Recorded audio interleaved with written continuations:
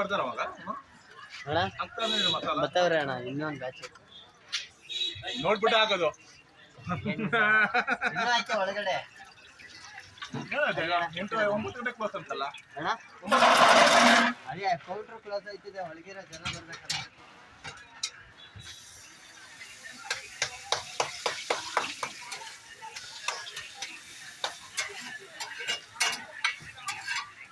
ಹೆಸರೇನು ಮಗ ಅಣ್ಣ ಹೆಸರೇನು